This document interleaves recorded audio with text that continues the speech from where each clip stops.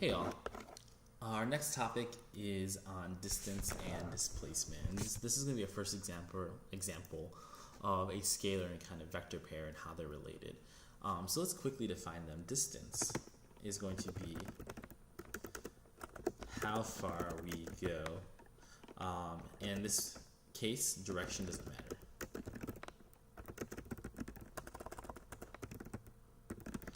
Our displacement is how far we go relative to a reference point and in what direction. When we say path doesn't matter. That'll make a lot more sense later. So with these two variables, first off, we represent them both with a variable x. So in physics, we like to use x for our distance and our displacement.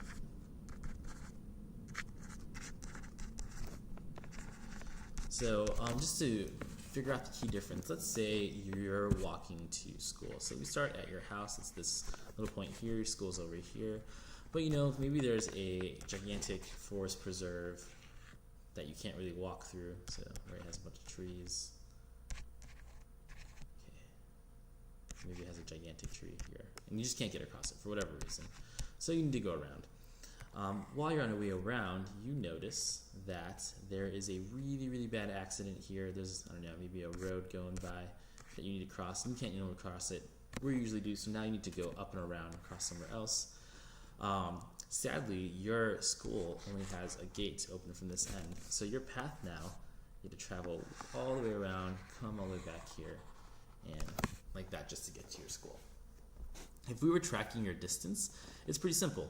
You would just measure how long this line is, right? There'd be some scale, maybe this length here represents like 1 mile, right? And we would take this length and match it up and see how many miles you actually had to walk, right? So that's your distance. So let's just give it an arbitrary number. We'll say maybe your distance was, I'm just going to eyeball it, let's say 15. So your distance, so your x was, let's just say 15 miles. That's huge. Your displacement, though, is not going to be about the path that you took. It's really going to be about your straight line distance. So pretend if you had a bird that flew from one point to the other, it would be the point or the length that it could fly. So we have this here. Maybe I'm going to use a straight line. Why not? Notice that I'm using an arrow now for my displacement. So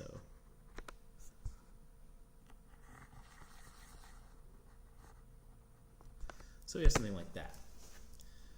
This is your change in x.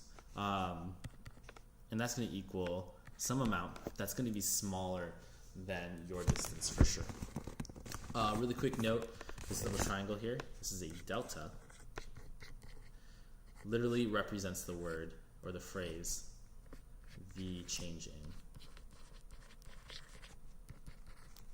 Right, so the changing x.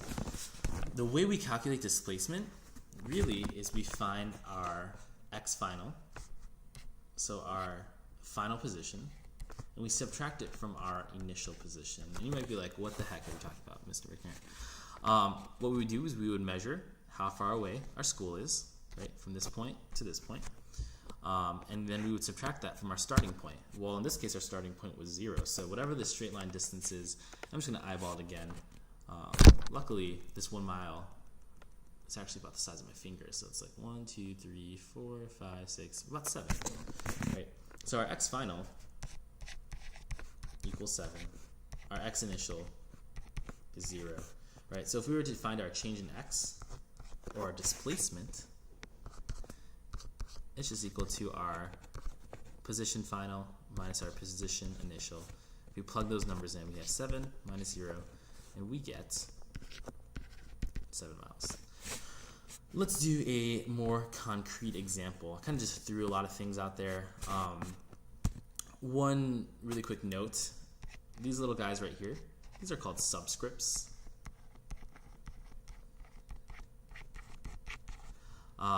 You might have seen the opposite version of them. For example, if I had like an x squared, it's called an exponent, or a superscript. Subscripts are just used for description. They don't do anything mathematically.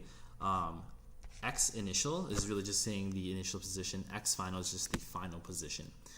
So don't be scared off by them. You should actually be thankful for them, because if I ever give you subscript, it's extra information that you can use. But let's take a really simple example of a football player. So let's say we have a football player and they are running back and forth. I just have a bunch of lines here. Right, let's say each one of these yards represents 25 yards.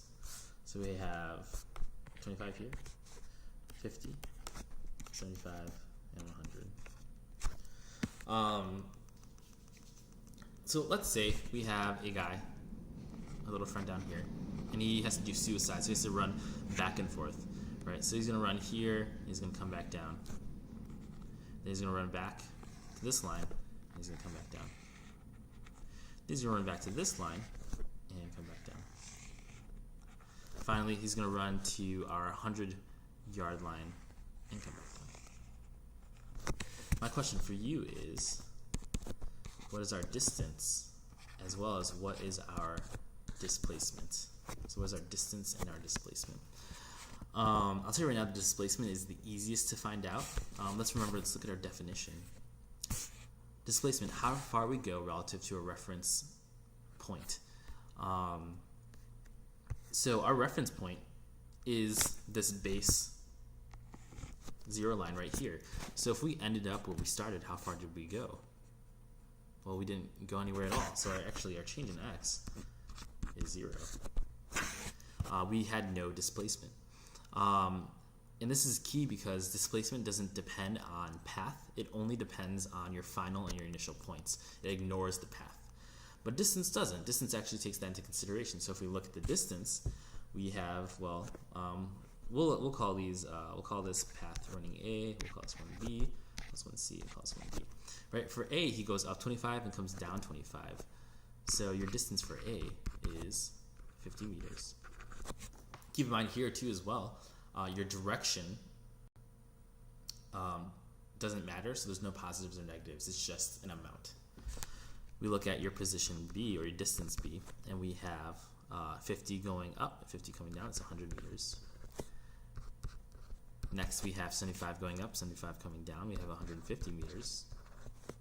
And last, we have 100 going up, 100 coming back down. That's 200 meters. If we were just to add these all together, we get 200, 200, 100. We get about 500 meters. Exactly, actually, not about. This would be our total distance. So he ran 500 meters. If you told him that he ran a displacement of 0 meters, he might be very upset with you because he spent so much effort doing that. But now let's look at exactly what was happening in terms of his displacement. Let's look at that graphically. So for every time he goes up, so I'll try to kind of mimic the lengths of these. So first he goes up about that much, and then he comes down. Right, we're going to add tip to tail, this much. Then he goes up, double that amount, and then he comes down that same amount. Right? Then he goes up again. I'm going to start using black again. Okay, I'm only on the third one. He comes back down. Right? And I could keep doing this. But as you can kind of tell, if we were to add these all up, right, including our directions, so if we even said that this was positive and this was negative, well, let's look at what we have. We have, first he goes 25 in the positive direction, and then he goes negative 25. Then he goes positive in the 50, then negative in the 50. Then he goes positive in the 100. Then he goes negative. Oh, sorry, 75, my bad. Then he goes negative 75, right? This cancels out with that. These two cancel out. These two cancel out, and so on. So that's how your displacement ends up being 0. I know that might not make sense. Like, why is that useful for us to have a displacement of 0? But later on in physics, we like to take our problems in specific chunks, right? We don't want to use and try to describe too many things at once, and so displacement will kind of show its face to be more useful than you think. But for now, just keep this in mind. We have this here. If, and let's just throw this out here, instead of doing suicide, let's just say he runs straight up to the top, and then maybe he comes back down 50, right? So he has, this is his starting point, this is his end point, back at the 50-yard line. What is his displacement? Well, first, if we represented that graphically, it's whatever this corresponding length, corresponding vector is. But if we do this mathematically, we know that he goes to a positive 100 meters, and then he comes down 50 meters. So we'd say plus a negative 50 meters. Right?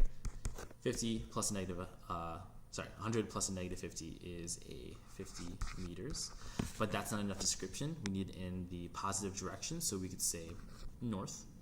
We could say 50 meters in the positive, towards the positive y-axis, if you like using coordinate systems. You see 50 meters, simply positive 50 meters, because we have it defined up here, right? We said positive is upwards that way, so positive 50 would be good. And all those would work, right? All of these are okay. An answer that would be incorrect is if I asked for displacement and you just said 50 meters, right? This has no direction. Now, however, there may be some times where I ask you for the magnitude of a vector. So if I asked you for a magnitude of the displacement, then this guy would in fact be just fine. You would just remove your distance, or sorry, remove your direction. So there's going to be definitely more practice on this with some of the other assignments. So if you have any questions or any comments or any concerns, feel free to contact me. Thanks, and have a good day.